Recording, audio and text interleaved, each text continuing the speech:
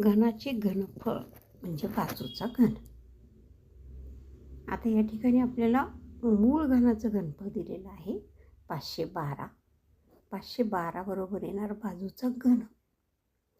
512 हा 8चा घन आहे आणि म्हणून 8चा घन बरोबर बाजूचा घन म्हणजे मूळ घनाची बाजू येणार 8 मीटर. नवीन घनाची बाजू ही मूळ घनाच्या 3/4 केलेली आहे आणि ती आली 6 मीटर. 4 दुनी 8, 3 दुनी 6 मीटर. नवीन घनाचं घनफळ बाजूचा घन म्हणजे 6चा घन म्हणजेच येणार 216 घन.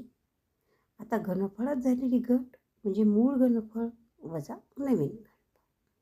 मूळ घनफळ आहे 512, नवीन घनफळ आहे 216 म्हणजेच येणार 296 घन. पर्याय दुसरा.